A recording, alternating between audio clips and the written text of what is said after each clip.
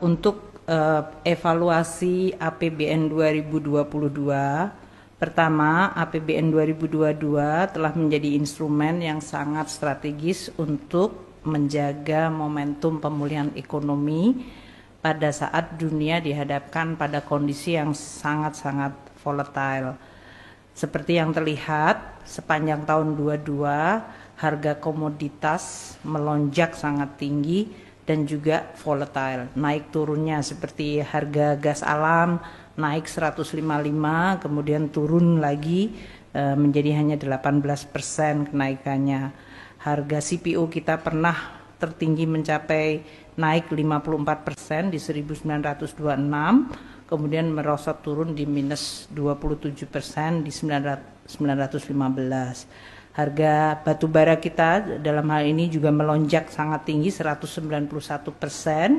Harga minyak bumi, dalam hal ini mentah naik 71% dan kemudian turun kembali. Jadi volatilitas menjadi salah satu karakter di tahun 2022 yang mengancam pemulihan ekonomi kita. Kenaikan dari harga-harga dan volatile menyebabkan inflasi tinggi di berbagai negara dan kemudian menyebabkan daya beli masyarakat juga menurun serta direspons dengan suku bunga di semua negara yang melonjak tinggi. Seperti Meksiko sudah menaikkan 500 basis poin, Brasil 450 basis poin, dan Amerika Serikat 450 basis poin, Inggris 350 basis poin. Ini semuanya akan berpotensi menciptakan pelemahan ekonomi. Nah, APBN selama tahun 2022 menjadi faktor untuk menstabilkan dan menjaga masyarakat dan ekonomi dari guncangan-guncangan tadi. Satu, inflasi di Indonesia kita masih relatif rendah, tadi yang disampaikan oleh Pak Menko. Ini karena kita berhasil menjaga harga pangan yang tetap dijaga untuk tetap stabil sehingga mengkontribusikan inflasi yang relatif lebih rendah. Pertumbuhan ekonomi kita juga sudah mulai pulih dan momentumnya menguat di kuartal ketiga, dan di kuartal keempat ini kita perkirakan juga masih akan tumbuh di sekitar 5%, sehingga total pertumbuhan ekonomi seperti yang disampaikan oleh Bapak Presiden sekitar 5,2 hingga 5,3. Investasi juga sudah pulih kembali, ekspor kita tetap tinggi dan import kita juga pulih untuk mendukung industri manufaktur. Dari pemulihan ekonomi kita melihat seluruh sektor sudah pulih kembali.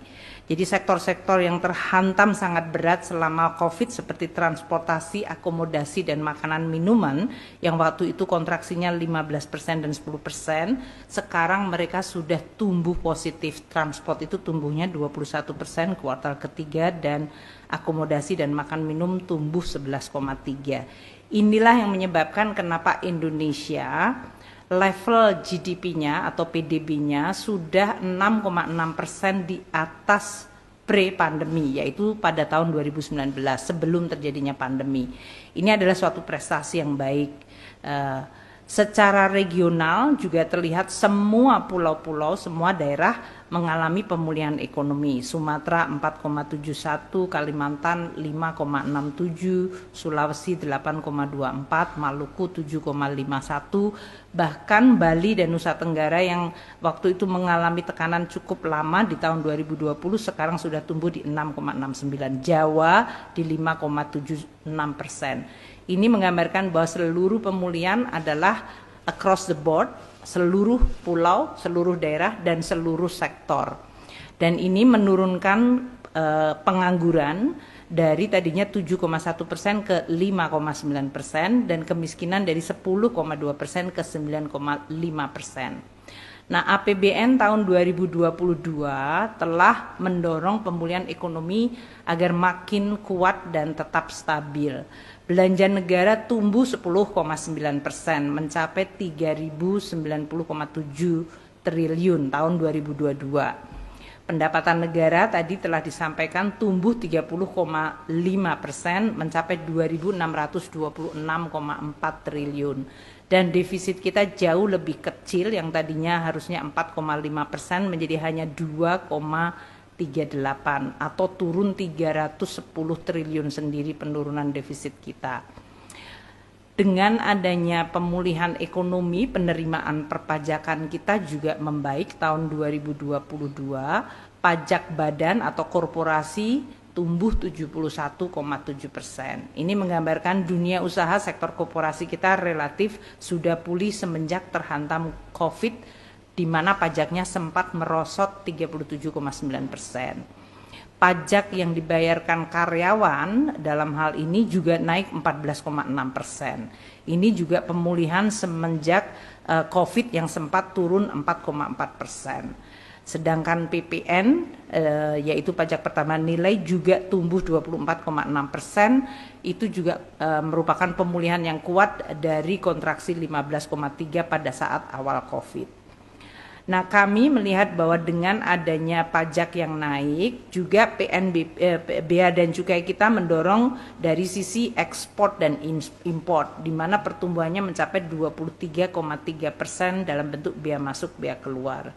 Sedangkan penerimaan dalam bentuk non pajak, bukan pajak, juga melonjak 28%. Itu dikaitkan dengan sumber daya alam, tapi juga dari sisi penerimaan BLU, masyarakat aktivitasnya pulih, dan dari dividen BUMN kita. Selama tahun 2022, belanja pegawai relatif dijaga, tidak mengalami kenaikan, tapi hanya 3,5%. Sedangkan belanja barang mengalami penurunan karena belanja untuk PCPEN, penanganan COVID terutama, menurun sangat tajam, yaitu 20,2%, menjadi hanya 422 triliun dari tahun 2021 yang mencapai 529. Belanja modal kita tetap stabil di 238 triliun dan belanja bantuan sosial 461 triliun. Yang menonjol tadi disampaikan oleh Pak Menko tahun 22 adalah belanja untuk subsidi energi yang mencapai 551 triliun.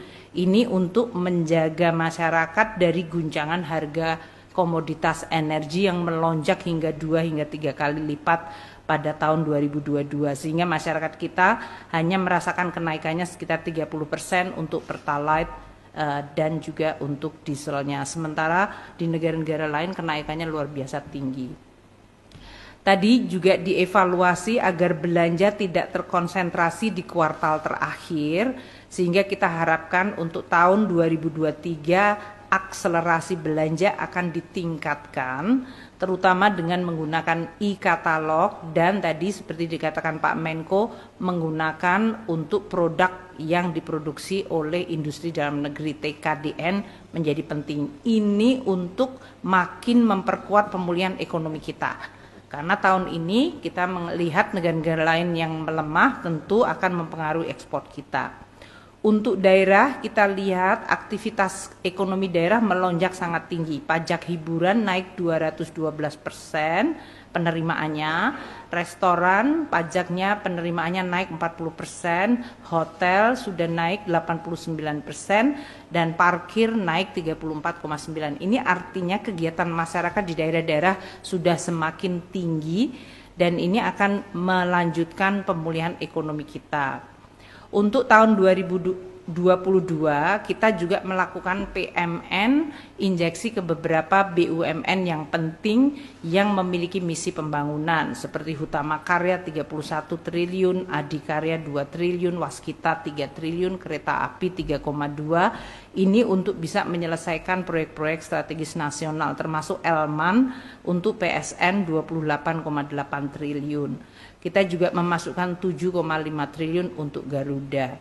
Tantangan 2023 tadi instruksi dari Bapak Presiden, kita harus waspada, optimis tapi waspada. Optimis karena pencapaian kita luar biasa di 2022, waspada karena tahun 2023 sepertiga dari dunia akan mengalami resesi atau 43% negara itu akan mengalami resesi menurut proyeksi IMF. Oleh karena itu kita harus tetap menjaga momentum pemulihan.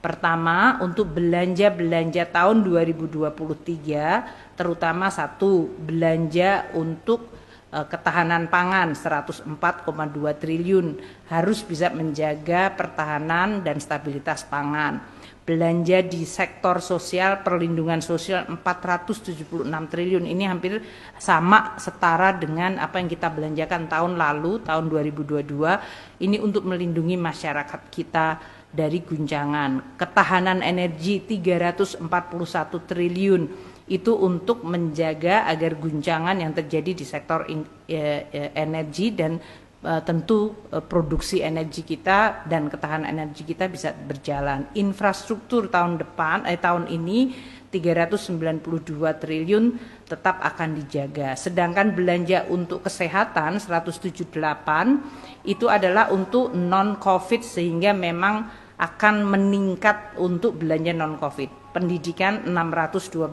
triliun itu juga termasuk belanja yang sangat tinggi.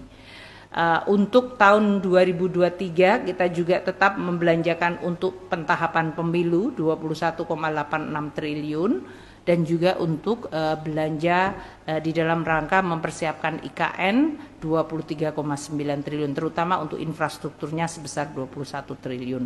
Itulah belanja-belanja yang penting di tahun 2023 yang sangat diharapkan bisa menjaga ekonomi Indonesia dari ancaman guncangan-guncangan yang terjadi di sisi global, baik karena kenaikan harga, inflasi maupun perlemahan ekonomi dari negara-negara lain. Terima kasih. Assalamualaikum warahmatullahi wabarakatuh.